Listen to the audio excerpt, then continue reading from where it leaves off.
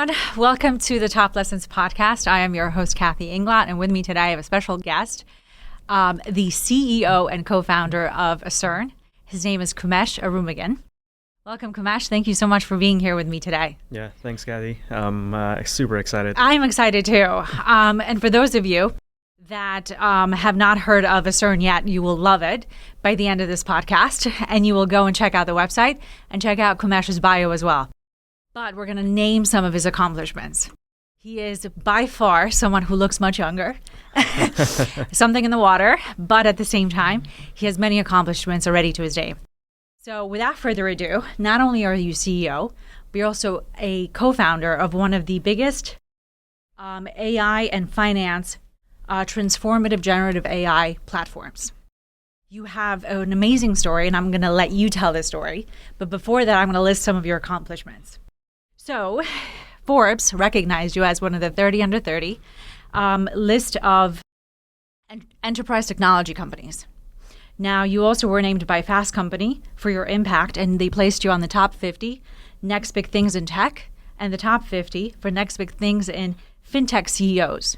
So to say the least, you have accomplished quite a lot, but you're not done yet. You created a platform that enables finance companies to transform and spearhead generative AI. Now, you did this in 2014. 2014 is 10 years ago. You did it before the hype of AI and how sexy it is now. So if you can take us back to 2014 and the idea of Accern, how it started, what was the garage-like idea? Right. Tell us about what was the idea behind Accern and how it became what it is today. Yeah, kind of like taking you back. So it started with when I was working at Citigroup. So at Citi, I was an equity research analyst. I was there for like less than a year. Yeah. But essentially what I had to do was go on Bloomberg, FactSet, all these different platforms, doing research on public equities, copying and pasting from different platforms like Bloomberg and FactSet. Which we all do all the time. Exactly. Into my Excel sheet over and over again. Yeah. It was super manual, super tedious, boring. And I was like, how do I automate my entire job with AI or software? Yeah. So that's kind of how the idea came about in terms of workflow automation for financial services. It was like the work that I was doing was extremely boring. I just don't want to do it anymore. Amen. What can we do to improve this? Now, I'm going to stop you here, which is way ahead of the time of what we're all doing now, right? You did this when AI was, it was already there. It was a concept. Yeah. People knew artificial intelligence, but they weren't really doing it as a business. And all the venture capitalist firms that are now, going to AI companies to say, I'm gonna trust you and I'm gonna put my money behind you. You were doing it when people were like, what is it? Right, exactly. I mean, and I've seen over the last 10 years how it grew from people doing a lot of manual work in banking to now going to like no-code platforms, automated workflow, and now AI agents that's automatically doing the work for them. So it was a crazy growth in the last 10 years. Some of the lessons that Kumesh will share are transformative because he did something where he was literally thinking outside the box. We all know how outside the box thinking is, but he actually put the results behind it. Now, I call it the H.E.R approach, which is the hard work, it's the energy, and the results. And you literally did all three really well to now have a 9-figure company behind you. I was like, but at the same time, you took an idea and you did it non-traditionally. So describe to everyone how you did it, how you put a website out there, and what the demand was. Yeah, so after I had the idea in general, I met my co-founder and CTO, Anshul, at NYU. And essentially we were like, hey, let's do this company together. We didn't have an office, we didn't have a team, it was just me and him. And we were living in Queens at that time. So it was Shout out to Queens. So we were literally in my basement in Queens, New York. And we built the website in such a way that it looked like we were a very large company. And we essentially built the website with the goal of putting out our idea there to see who will be attracted to this idea. Yeah. Like, are there any potential customers that's out there? We didn't have a product or anything. So it was kind of like a marketing piece. And little did we know, the largest hedge fund in New York City, and was the head of data at that fund reached out to us on the website, and he was like, "Hey, you got a cool product? Can we get a demo?" We don't have a product, so yeah, you have to keep that in your back pocket, right? exactly. So we picked up the phone, called the guy. He was extremely supportive with entrepreneurs, and he was like, "Hey, I'm going to help you guys out.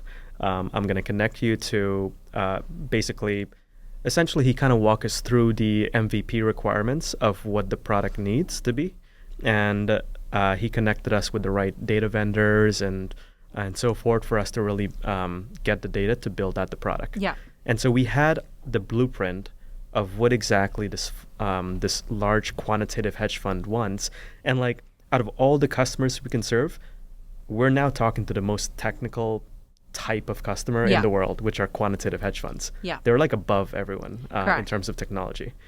And so we had the blueprint. Now we were like, all right, how do we execute to make this happen? We don't have any employees. We didn't even know how to really build this ourselves.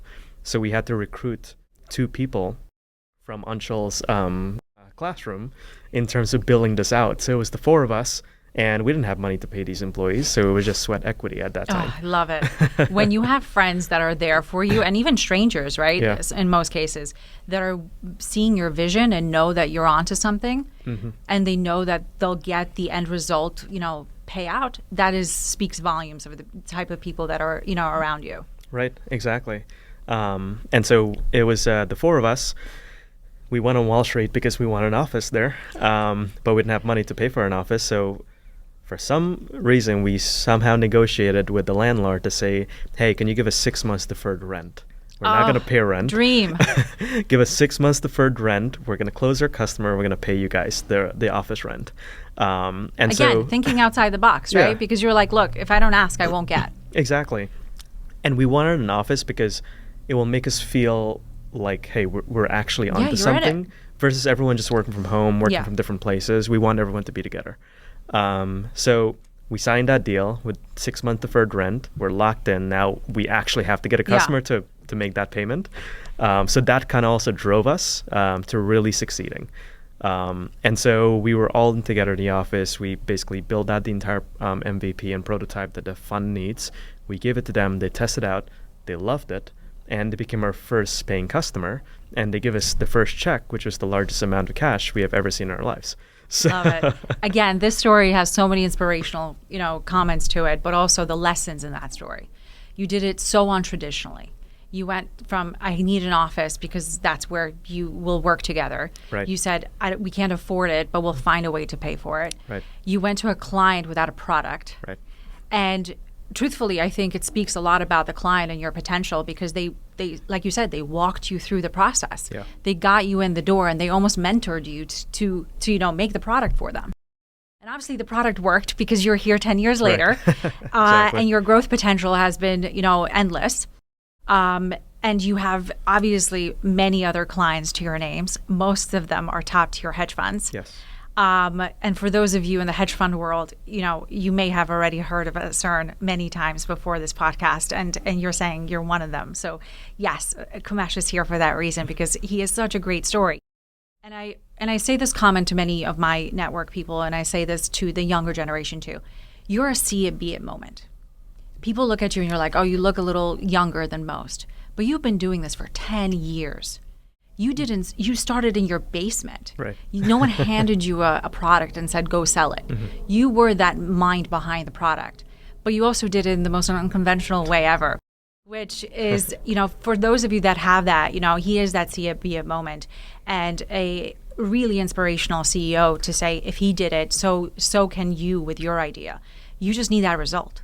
You need to follow it up with results, because you may have the brightest idea in your head, but if you're not going to put it to paper and put it to people that trust you and build it with you, you're not going to get anything out of it. Right. So we're going to move on to another lesson, because I know this lesson resonates with all of you in being an entrepreneur. The lesson of capital raising. Walk us through, because you've raised over 40 million in capital raises. Walk us through that unconventional, untraditional way that you did it, but also in how you sold those potential investors. Because again, AI wasn't sexy 10 years ago. Right. So that's a lot of story. Give us the quick version. Yeah. Back then, like Silicon Valley has always been the capital hub, but New York was still coming up back in like 2016, 2015. Yeah. So it wasn't flooded by VC. So it was very difficult to raise capital. And we didn't have any connections or anything. We just had that one customer that we had, and we started pitching to a lot of VCs. And we went to the top tier VCs first, then we went to tier 2, tier 3. Everyone passed. They were like, hey, we want to see more traction. And obviously VCs never define what traction is. Yeah. So a first-time entrepreneur is like, what is traction? We have no idea what traction is. Yeah. And so we kept pitching and pitching, and we pitched to hundreds of VCs, and everyone passed. And essentially we were like, all right, what can we do to raise capital? Like, what exactly is there? And we had one of the best law firms that was representing us, H.E.R. And luckily they took us pro bono because again, another unconventional way. Like we literally reached out to the top law firm. We're like, hey, we can't pay you, but can you represent Trust us? Exactly. We're gonna do big things. Yeah. They were like, all right, we're gonna take a percent of your company. Okay. And that's it. Which is normal, right? Yeah. If you want sweat equity in it, you have to have some give and take exactly into that relationship, because exactly. people, like a piece of the pie. Yeah. But also, in the entrepreneur landscape, like you said, you've heard so many no's. Mm-hmm. What made you keep going? It was that we wanted to succeed at the end of the day. There was nothing that's going to stop us from not doing that. We just had a drive and a mission that we wanted to just make it. I love it. For those of you listening, drive and mission. You need to have it. Yeah. So nothing was going to stop us. We're going to always find a way to get it done. And so with the capital raise, a lot of people passed. We were like, all right, what do we do now? Yeah. And so our law firm was like, why don't you issue your own term sheet? And love it. We were like, wait, we can do that? And a lot of entrepreneurs don't know they can do that. Yeah. So we issue our own term sheet. We set the amount that we want to raise. We set the valuation. And then I was pitching the startup at a lot of different pitch events. And one of this investor approached me at the end. His name is Mashi. And he was like, hey, I love what you guys are doing. I want to help you out. And we met up a few times after, and he was like, hey, I love what you're doing. I'm going to introduce you to a few investors. Yep. And within 1 week, we closed our seed round. Nice. And it was very smooth, and essentially that capital allowed us to basically scale the company, build new products, hire people, and we started getting a lot of media attention after that seed round. So that's kind of when things scale. I've been on your LinkedIn page, and you have a lot of media support behind you. The articles mentioning Accern there's a plethora of them, and it speaks volumes into how much you've built since 2014. Yeah. But again, the lessons were hard, right? The no's were there. Yeah. You also had products which you started from scratch. You weren't taking something off the shelf that was already there. Right. Now there are a lot of companies now that are doing that because they're replicating what other companies have done.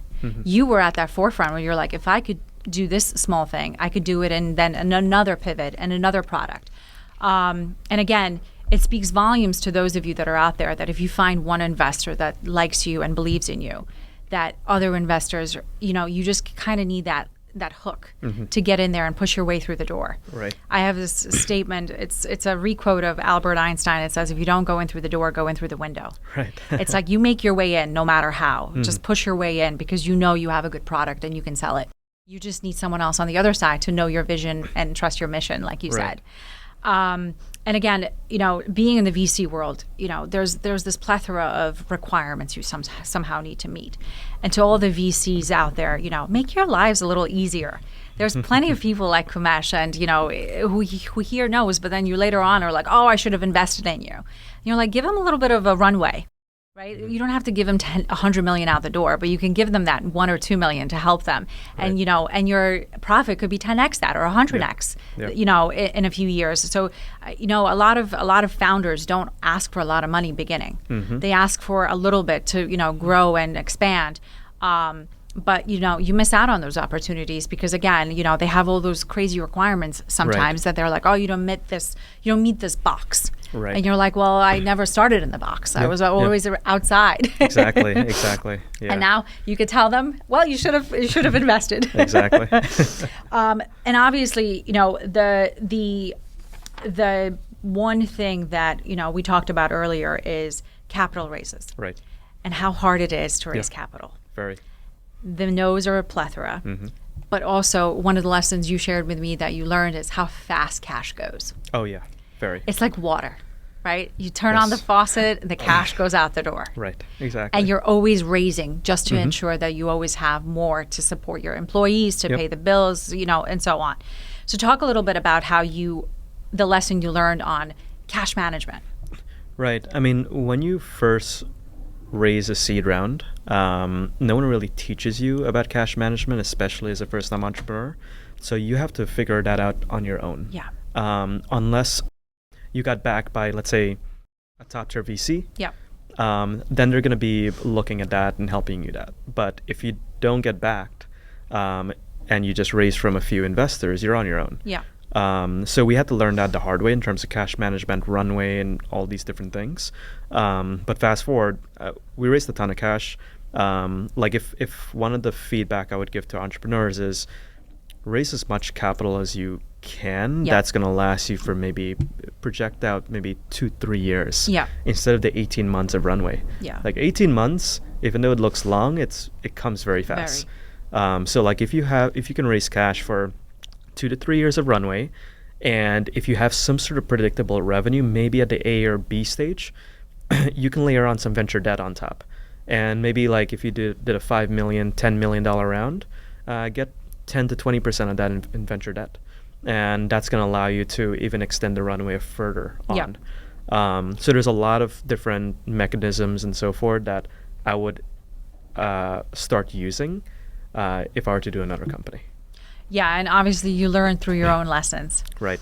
And it's good to have, like you said, people who teach you and can tell you, hey, what about this? Right. And by the way, this is why I even started this podcast, is that people like you can share their lessons and say, hey, it's great to call yourself an entrepreneur, but there's so many, learning ways to get there that avoid what I needed to avoid and learn from me and take away my lessons to be able to get a better runway for yourself. Right. Like, what I hear through a lot of entrepreneurs is they say, I just need $1 million.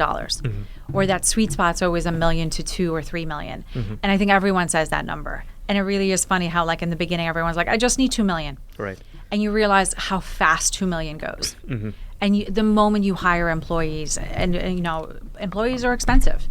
Exactly. You either will have to pay them or you'll have to give them a piece of your company because no one's going to work for free. Right. But you learn that very quickly that, paychecks go out the door, your money, the bucket gets less and less full, and you're back to raising again. Right. And you're back to asking people, hey, I'm doing this, and you're almost doing two things at the same time. Instead of doing the product and the building, you now have to spend half of your time raising and hoping that someone will believe in you again. Yeah, exactly. And you don't want to, you have a list of investors you have to show for. And you have to show a product so that they continue believing in you because they gave you money to begin with. Right. So the ask is hard, but your lessons that you just shared are so, inspirational and so normal that like you're like, don't do what I did. Ask for more money. Right, exactly. And the other hard lesson that we learned as well, and I know a lot of entrepreneurs do this, they raise a lot of safe convertible notes and so forth. I'm kind of scarred now with safe and convertible notes because we have done it a lot. Like if you're a first-time entrepreneur or you're doing this your second time, I would structure this as equity rounds. So like you do your seed round, raise as much capital as you need for the seed round, then do your Series A equity, then do your Series B and so forth. Yeah. Versus what we did before was we did our seed round, and then we did a multiple different stages of safe notes and convertible notes that got converted into Series A at 2 years later, and then it hit everyone with massive dilution. So like even though safes are very easy for you to raise and you get the money in, there's not much legal work and all that stuff, it becomes addictive to raise. And fast forward 2 years, you have now a bunch of safe that have to be converted. You're going to hit with dilution, or worse, if the company doesn't make it, you now owe all that in debt. Yeah. So it's kind of scary. It's a scary moment. And Yeah. for investors, for entrepreneurs, you're not taught this in school. Right. You're not taught this by, most people who are been in your shoes. Yeah. Some people are like, oh, you're off on your own. And you're like, no, I'm willing to share these lessons so that you don't commit the same mistakes I did. Right. Which is obviously, again, the hope of the podcast is that people learn from you. And also, are inspired by how far you've come to be here today. Now, AI can be used in the most, amazing ways. It's efficient. It saves time. It is absolutely taking out the manual processes out of everyone's work. But AI is also the aspect of where does the integrity come in? I call it the other AI, artificial integrity, which is how do you ensure you know what the end user is using your data for? Right. And ensuring that the person that's giving you, the money for a venture is someone that is, prestigious or has, a good intention to support you and give you their effort. How have you thought about AI in that aspect where the integrity part comes in? Right. So especially with financial services, with banking, insurance, and asset management, there's heavy compliance there where they have to really document on how they're using this. Yeah. So we are not too worried about that aspect of it too much versus if we were selling to other industries, Yeah. Even like outside government of the United States, Yeah. then that would be an issue. But for banking, we go through so many different compliance checks, Yeah. making sure that the data that we're capturing is not coming from an illegal source. Correct. And so we have to always check those boxes. And we understand the end use case of the user. So when our user is using us, we know exactly what they're doing and how they're using us. So that's definitely something that we make sure we manage and we monitor. Like we would never give our product to a random organization that we don't know, and they're going to build a bunch of things and then sell that to some other countries. Yeah. Because your name is on your product, Exactly. right? Your Accern is out there, and you want that reputation to maintain Right. The prestige that it has. And for those of you listening, my background is compliance, and I'm very well aware of how compliance matters in this sector. Because AI is, you're in the financial world, which is, as you described it, a lot safer if you're doing it the right way. But then there's this other aspect of AI, using facial recognition and doing all these things where, your personal data is being attached to it. And you go, how safe is that data? And what is it being used for? And some people just give data. They don't actually ask those due diligence questions about where is it going? Who's using it? What's the output for? Your data is in many cases where you're, what you're paying for. Right. So to those of you, out there, if you have an AI company or you're going into venture capital for an AI company, you have to ask those questions. You have to make sure that you're giving it so that the person using the data isn't illegally getting the data from some other source, and they're actually looking at the inputs so that your outputs are correct, and also where are the outputs going? What are they being used for? Are they on the dark web or are they being sold for some nefarious reason? Exactly. So I think the integrity part of AI is very important, and for the lawyers out there and the compliance people out there, I was like, this is definitely an area that I think will be hot. We don't want to see it have headlines because then that means something went wrong. Right. But it does matter for those of you giving the capital to these firms to actually do the due diligence and not just trust that the AI company is going to do something amazing with it. So obviously, we have had a great discussion today with Kumesh, and I love the fact that he's here sharing his lessons because Accern, obviously, I think in my eyes was, transformative in how it started. The lesson of, doing a website and actually, looking at the product from the customer's perspective and saying, what do you need us to build is I think the ultimate lesson of how good of an entrepreneur you are. But also, you got a lot of no's and you persevered, right? The lesson of perseverance is one that you can, pat yourself on the back for and say, if I listened to all those people, I would have, shut it down and went to work for another big firm. Right. But you said, there's something here. I don't want to do manual work. And, obviously fast forward to today's date, most people shouldn't be doing manual work anymore, right? If you have ChatGPT or Accern in your back pocket, you are no longer doing manual work. And if you are, there's something wrong with your use of AI. So on that note, thank you so much, Kumesh, for being here. Definitely. I appreciate your time. And also, for those of you, we will link Accern and we will link Kumesh's bio to the podcast, so you will see all his accomplishments. I look forward to our 5-year look back to say what it is that has happened in 5 years, and the transformation of Accern from now until then. And at the same time, everyone go check out Accern and check out Kumesh on LinkedIn and through the bio that I will post. And welcome to the AI evolution and the entrepreneurship lessons of the day. Thank you so much. I hope you like and subscribe, and I will see you soon.